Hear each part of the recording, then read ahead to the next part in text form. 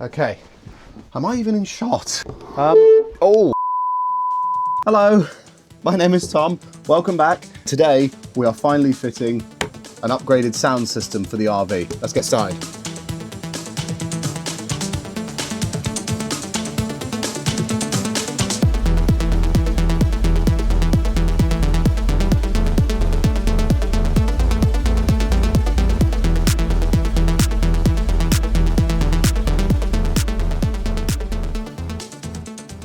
So before we go putting all this in, I thought I'd explain what we've gone for, why we've gone for it, and talk about why we're going for what I'd call a sensible setup in the RV. We're not going crazy, we're going for a sensible setup. We're going for a 5.1 audio system. So what that means is you've got 5 speakers and then 1 subwoofer. That's the 0.1. And I think this is a great way to start for any sort of home theatre project, for nothing else because it's a great springboard. It's a great stepping stone if you want to upgrade it and expand on it further down the line. Because 5.1 has been around for a long, long time now. It's a pretty basic setup for home theatre at this point, but that means kits, you can buy whole speaker sets for really cheap, both on the new and used market, and it's just a great way to go from there. And the jump to a 5.1 system compared to, say, your TV speakers or a soundbar is going to be night and day. It's going to be like going from standard definition to HD. I really do believe that. This is a great way to start because then from here you can go to space, really. You can go for 7.1,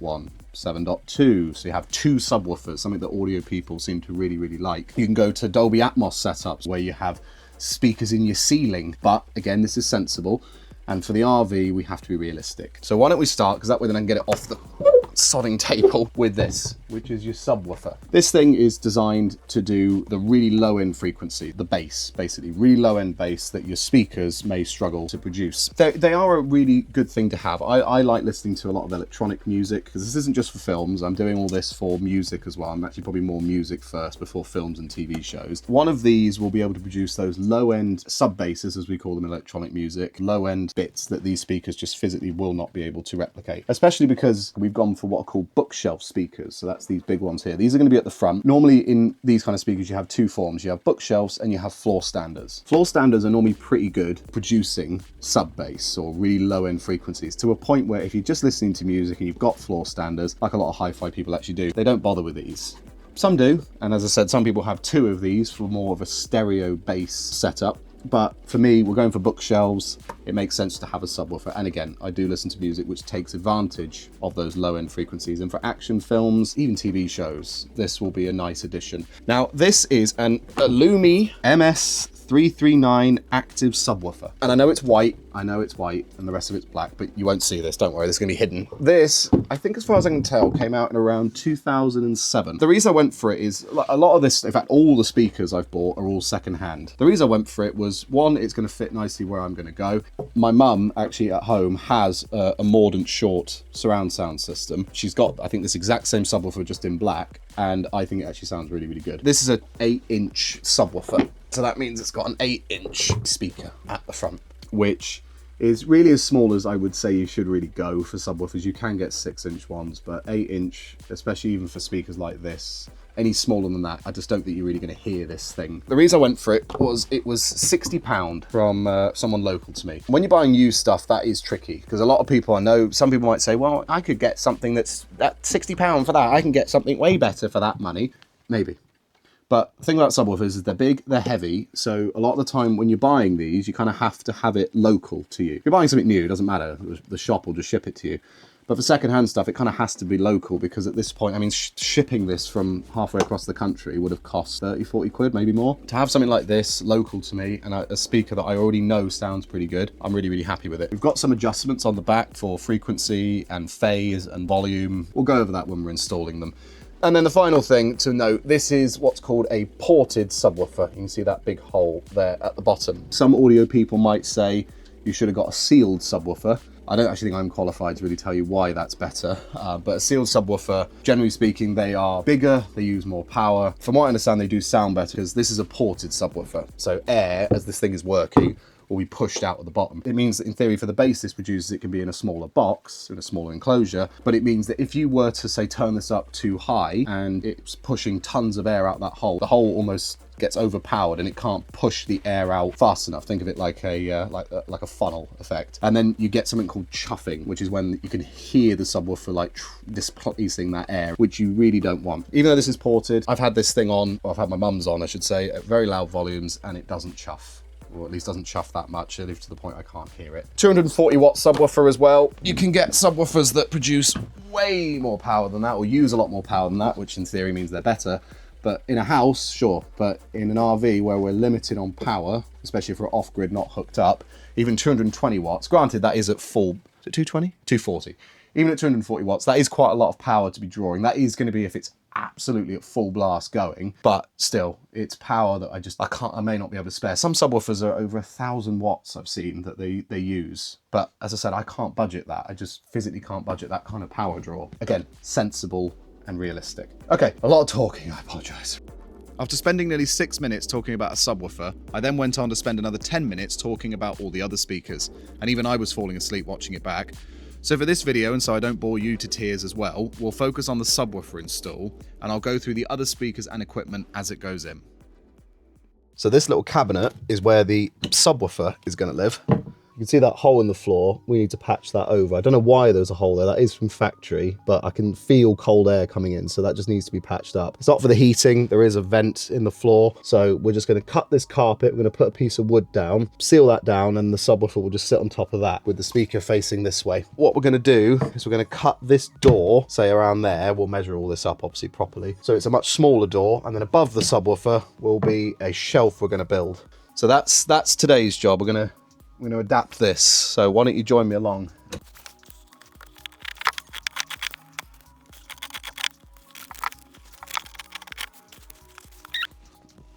Oh, that sounded good.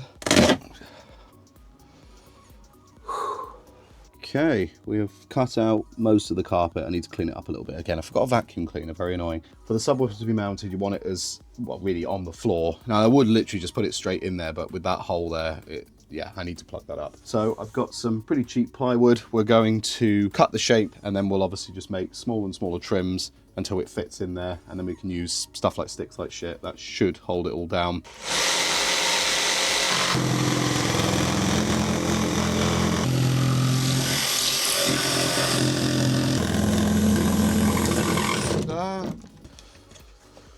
Cut of wood.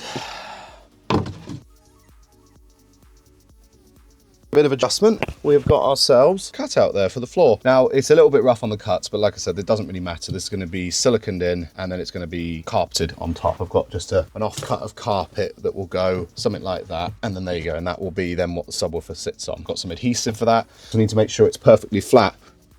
Pretty close. This is the problem you don't really think about this. In a house, you obviously, when you're checking if stuff is level, you just assume whatever you're leveling on when it was built is level. But of course, because this is a vehicle, we're not actually fully level right now, as I found out. I might level us out a bit later, but you can see we've got these little bubble spirit levels. Left and right, we are perfectly level, but then front to back, we're kind of sloping downwards at the moment towards the front. Not noticeable, but for stuff like this where we're trying to measure levelness, it makes it a little bit tricky. Could level us, but you'd have to take the front axle completely off the ground, which I think you can do. It's just, being as this is in storage, to me the idea of having it off its weight for so long, I just don't really want to do that really. But I may level it off at least while we're doing some of this cutting, so I know I'm definitely getting my levelings right. Okay, just done the same thing. So this is going to be the shelves. This is nice pine material. This, I know it's a completely different color to that, but we're going to get some staining. I've got some old bits of this wood that we can take into a shop and try and match it as best we can. You can see the rough lines we've got here. Again, this will probably be a bit too big, but that's fine. Again, like we all get told in woodwork, you can always take a bit more off, but you can't add on. Yeah, let's get the saw back out.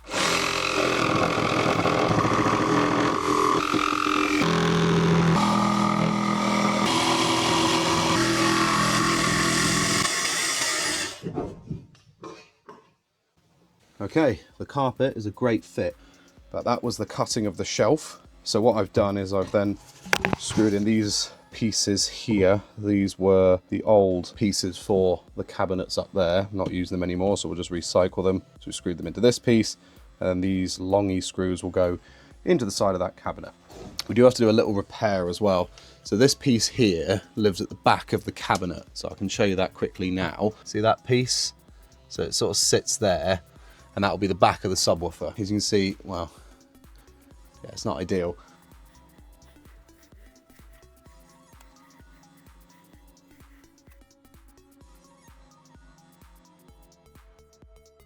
It's more than you, more than you.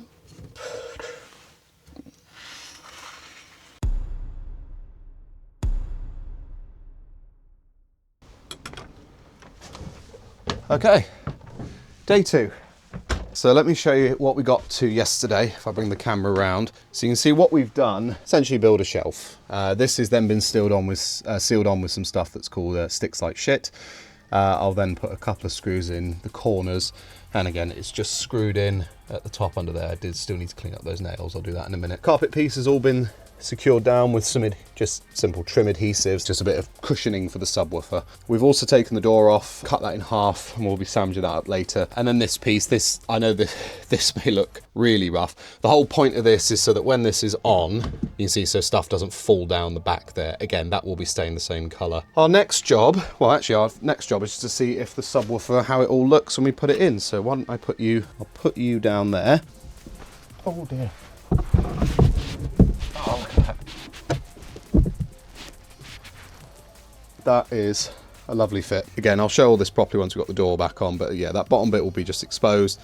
The door will cover that shelf. We've already got this ventilated piece, so that will give the subwoofer some breathing room to get air it's trying to push out of there, so that should be good. What we now need to do is I have got a subwoofer cable. We'll drill a hole in this, in the corner, thread the cable through, and then I'll run it all. Probably have to take up some of the corners of the carpet or see if we can take it up. I think this has all been just glued down, but we'll try and take up a bit there to hide the cable and then chase it through, up past that panel, up behind the dash, behind the A pillar, up into the cabinet, and then behind here, which is where the AV receiver is going to live. So that's the bit that connects all the speakers together. I will go into a bit more detail of it, but this is just a Denon AVR 1800. I will explain what that does and how it's going to fit. We've got a lot of tidying up to do back here. As I said, we've got loads of old wires. Some of the cabling has been really badly connected. Got a little fly there. You dead, mate? You dead? Yeah, you're dead. I've just sort of made a hole in the corner of that cabinet. And then this wire, which is the subwoofer cable, by the way, it's called an RCA plug. Got for a 5-meter cable, which I think should be long enough. Just taking the screws out of this trim, and I'm just gonna pry it open. Yeah, this panel here, because there's an old US style plug socket there, which I figure we may as well replace for like USBs, or there's that wire we need to thread in. And we can literally just thread it up behind there and up the A pillar. Okay, we've got success. It's now gone up the A pillar, up through behind here, and then, well, I've lost it. There you go. And there it is. So that will then plug into the AV receiver, so we've got power to the subwoofer. This is good for me as well, because I wanted to just check. I thought 5 meters would be long enough. It's more than long enough. So that means what we're going to do now is I can order a 5-meter HDMI cable, because what we're going to do is we're going to have a docking station mounted inside the desk, so we can have access to the telly. So that's really, really good to know. Hello. Right, it's been several days. Let me just pick you up off the fridge that we're removing. I'm not removing it very well. It's still in there, Tom, but we are removing the fridge. I'll come back to that in a second. But this is the finished product of the cabinet. And there you go. Look at that. Really happy with how that turned out. So you can see there's that little door. You can see the grill from the subwoofer. And then inside the door, here's a nice little shelf. Yes, I still need to stain it, but there's that backing piece we put on to stop stuff rolling out the back. And yeah, really happy with it. The light's not great in here at the moment. It's going dark. You can probably see quite clearly we just used a grab adhesive. I should have used something that was a little bit more closer to the original veneer color, but because we've got to do revarnishing, reveneering anyway, we'll just probably sand this back and recoat it. It's not the end of the world. If I show you back here, we've put the backing piece back on. There's that cable we installed. And then we still need to put in a kettle lead, and then a right angle kettle lead, I should say. So we've then got a physical on-off switch for the subwoofer, which I think will be really good because, like, when we're just watching TV, we don't need the subwoofer on. So it'd be nice just to have a hard kill switch so it's not drawing any power. So we're not done with the cabinet. I'm happy with how it's turned out, and this was a good way of dipping my toes in. There's lots of this around the RV, all these little cabinets and stuff, how they were put together. And the answer to that is a lot of stapling and adhesive. The next thing we'll do with the desk is we're going to replace this piece. basically there is, you may have seen it in the original tour video, there is a folding piece that comes up here to form an extending desk. Trouble is, it doesn't come out very far. It's not flush with this, it's like stepped down, and I just don't like this material. It's cold and it's too heavy. The thing that extends is wobbly. I just don't like it. So we're going to take this off, and then we'll just get the same pine material we use for the shelf, build a new top, have the same sort of hinge piece but a full length, and then that will hinge up to create a proper desk. But yeah, as a good first project, like I said, not the most pressing thing to do. I know that people have said this is really, is that your top priority? No, but I wanted to do a little thing, and I'm not good with woodwork. I really don't like doing woodwork, as a friend of mine will know. Yeah, it was a nice little project. As a taster for the next video, I will do the rest of the speakers, which are just currently sat over here. We need to do a little bit more customizing, customize this corner. It's just not quite big enough to house everything. But yeah, as a little taster, the thing I've started doing now is ripping out this fridge. It's all now loose, so this is completely loose from its housing. It's probably too dark, you can't see that, but it's completely loose from its housing. I just need to go outside, disconnect the gas lines and the electrics, and then with probably a friend, or probably two, we'll get the old fridge removed. So this is a propane gas fridge. Not particularly efficient. We're going to put in either a domestic UK fridge that you'd get from a shop or a compressor fridge. They're a bit more expensive, but I think that compressor especially would be a great way to go for a full-time setup. But yeah, there'll be a full video on that. But yeah, that's really it. Thank you for watching. As I said, not an essential one, but one I'm happy with. It's a good first project, and we've got plenty more to come. So I hope you can join me next time. Bye bye.